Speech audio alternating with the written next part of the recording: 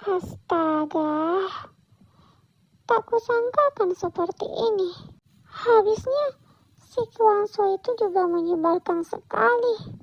Semakin tua, bukannya mendekatkan diri pada Tuhan, malah bertransformasi jadi setan. Salahnya juga sekarang, didekatkan Tuhan secara paksa. Bodoh, siapa suruh juga memasukkan cairan-cairan aneh pada orang sepenting Kwangso. Berurusan dengannya sama saja dengan mencari mati. Apalagi yang kau tahu mengenai Soobin? Tidak banyak, tapi yang pasti ia sedang menyusun rencana untuk menghancurkanmu, Taehyung. Aku tidak peduli denganmu jika kau berurusan dengan Soobin, karena aku yakin kau bisa menghadapinya. Tapi tolong, selamatkan Jungkook. Watak Kwangso dan Soobin itu sama saja. Mereka berdua suka melawan dengan kelemahan orang. Usahakan Taehyung agar tak ada orang lain atau tak ada orang asing yang mengetahui adikmu. Soobin belum tahu tentang Jungkook dan apa hubungannya dengan dirimu.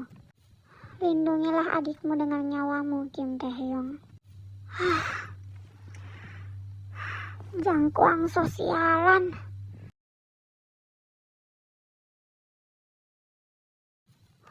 Kumohon, jangan berurusan lagi dengan mereka, Hyung. Biarkan Hyung yang akan mengurus ini semua, Jungkook. Tidak usah memikirkan apapun. Jalani saja hidupmu dengan tenang. Bagaimana aku bisa tenang jika kakakku sendiri sedang dalam bahaya? Lalu bagaimana kakakmu ini menyelesaikan masalah jika nyawamu juga dalam bahaya?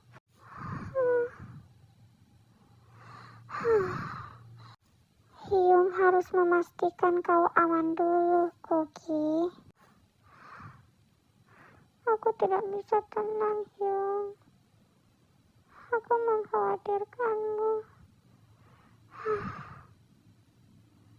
Kapan ini berakhir, Hyung? Ketika Tuhan sudah berada di pihak kita.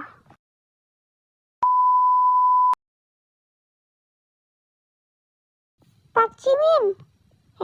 Taehyung, kau sudah kembali bekerja? Bagaimana keadaan Jungkook?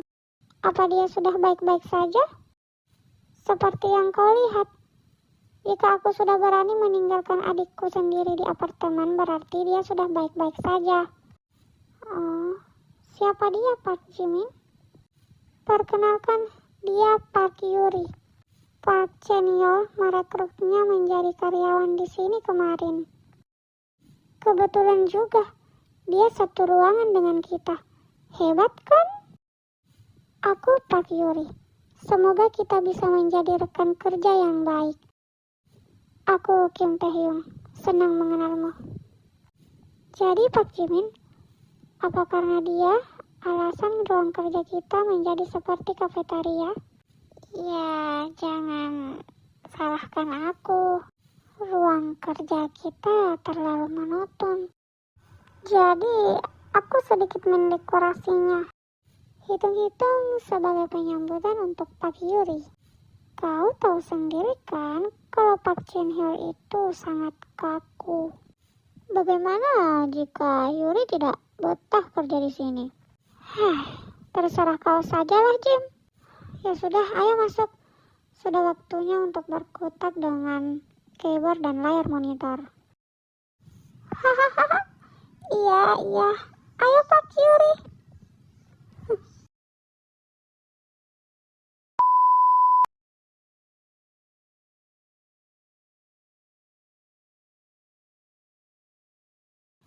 Apa kau selalu seperti ini jika berjumpa dengan orang baru? Seperti ini bagaimana? Kau mudah sekali akrab dengan orang lain. Apakah selalu seperti itu? Aku tidak dibesarkan di Korea. Dan ayahku juga selalu mengajarkanku untuk selalu ramah pada semua orang. Beginilah caraku untuk mengenal orang, Kim Taehyung. Aku pikir Jika aku lebih banyak tahu tentangmu, suatu saat nanti aku bisa membantumu jika dibutuhkan. Apa kau merasa terganggu karena itu? Tidak, bukan itu. Hanya saja kau tidak pernah membuka diri padaku. Kau tahu banyak tentangku, tapi aku tidak tahu apa-apa tentangmu. Ya, karena kau tidak pernah bertanya. Kau sendiri tidak pernah memberikanku kesempatan untuk bicara. Astaga, astaga. Baiklah. Sekarang apa yang ingin kau tanyakan padaku? Bertanya saja sesukamu. Pertama-tama, di mana kau tinggal? Aku tinggal di kawasan Baik Beom, Kafling nomor 12 setelah perempatan jalan. Rumah nomor 902. Di depannya ada pagar hijau dengan hiasan tanaman rambat. Ada lagi? Katamu, kau tidak besar di Korea. Dan kudengar kau baru saja kembali ke sini. Sebenarnya, di mana tempat tinggalmu sebelumnya? Keluargaku pindah ke Belanda karena ada suatu masalah di Seoul. Saat itu, aku masih kecil dan tidak begitu paham. Kami menetap di kota Urk sejak aku berumur 7 tahun. Tapi yang kudengar, ayah ternyata memiliki urusan serius dengan koleganya. Black Medals. Apa? Siapa itu? Black Medals. Setauku itu adalah organisasi gelap. Aku pun sendiri juga tidak tahu bagaimana maksudnya. Ayah hanya bilang kami harus pergi ke Urk agar terbebas dari ikatan mereka. Aku yakin kalau Yuri ini bukanlah orang sembarangan. Apalagi tadi dia bilang dia berasal dari Urk, tempat di mana putra Kwangso tinggal.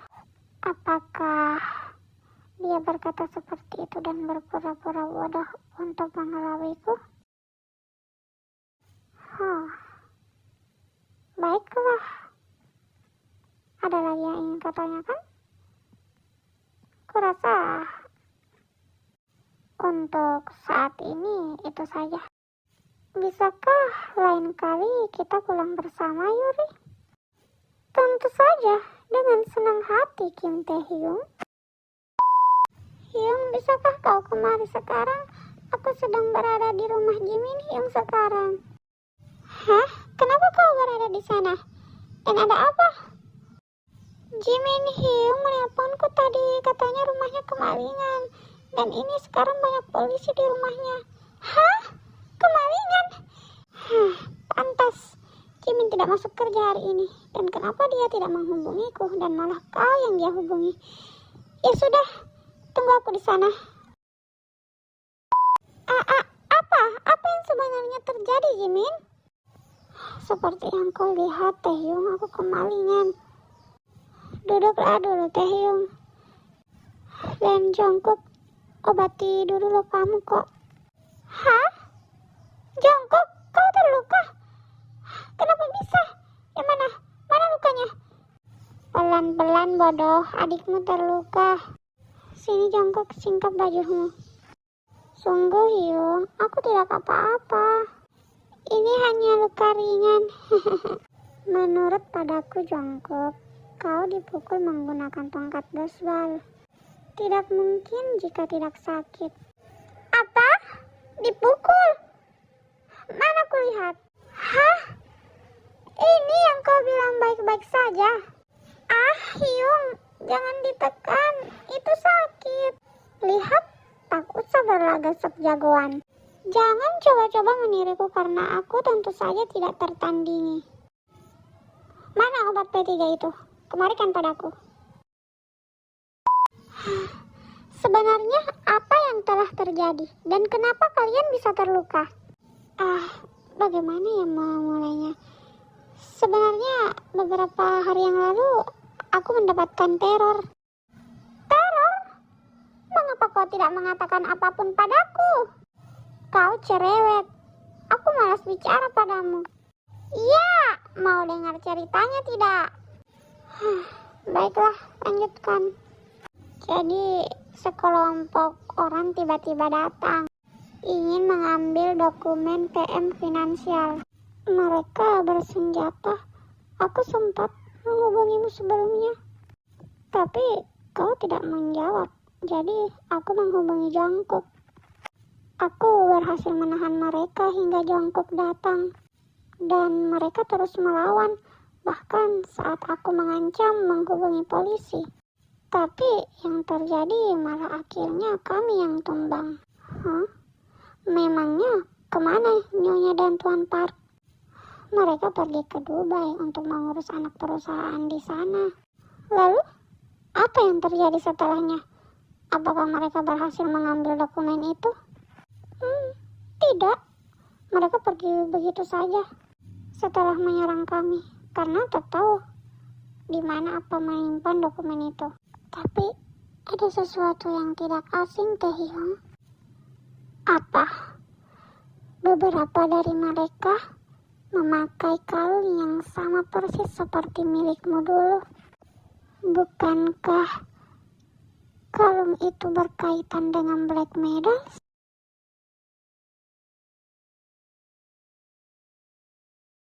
Park Jimin-si, apa semuanya baik? Semuanya sudah baik-baik saja, Nam Jun Hyung.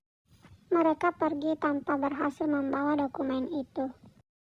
Syukurlah kalau seperti itu.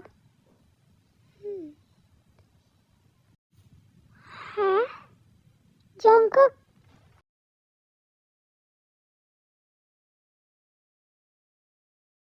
Lama tidak bertemu, Jungkook. Bagaimana kabarmu? Aku baik, Nam Jun Hyung. Hyungi merawatku dengan sangat baik. Syukurlah. Dan ada apa dengan orang itu? Apakah otaknya baik-baik saja setelah kabur dari rumah? Seperti yang dilihat, sepertinya otaknya tidak baik-baik saja, Hyung. Kau lihat kan, Hyung? Dia hanya diam seperti patung. Ya, Kim Taehyung sih. Lupa dengan sepupumu sendiri, Sepupu? Nam Jun Hyung? Hei, Taehyung, jangan terpujuk begitu. Aku yang menyuruh Nam Jun Hyung kemari. Tapi, kenapa? Aduh. Apa-apaan kau, Jimin? Kenapa malah memukulku? Makanya jangan suka kabur dari rumah.